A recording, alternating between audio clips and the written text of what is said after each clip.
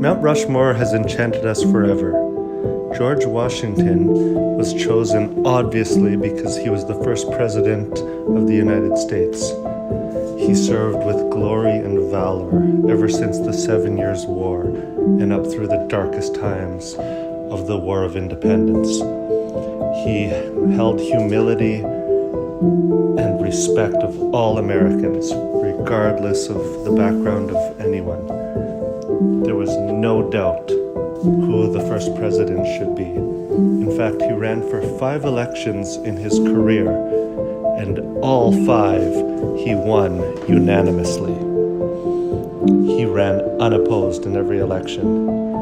I'd like to see any modern politician have a record like that.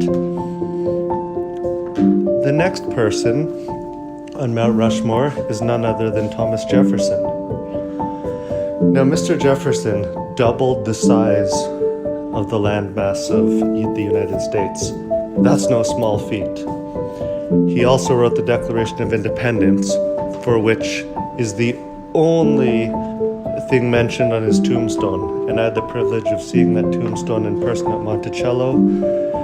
A very complicated man, but undoubtedly one of the greatest geniuses that has ever graced the planet. His library was so good that after the Capitol Library burned down, he gave his own library to replace it. Next we have good old Mr. Roosevelt. Some people wonder why FDR wasn't chosen, since he was the current president at the time, but his older New York cousin, Teddy, did make the cut. Now this man defines the term bully pulpit.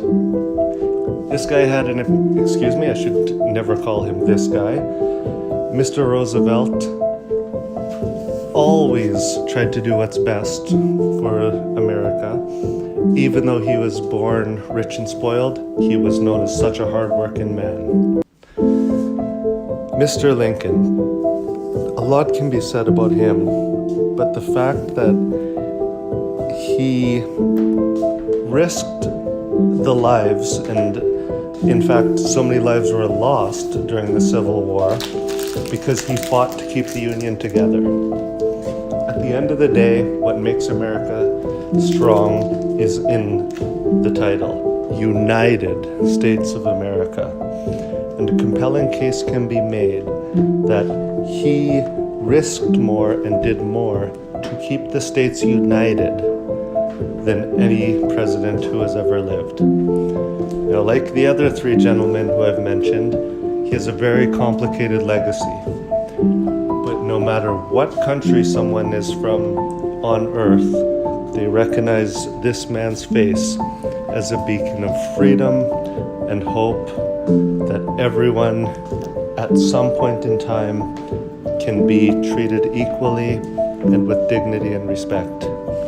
There's a long journey ahead, and it's so unfortunate how he died right after the Civil War ended and Reconstruction went horribly wrong, and we're still seeing the awful effects of that in not only America but the whole world now. The work is never done. Mr. Lincoln knew that, as did the other 3 men who I mentioned.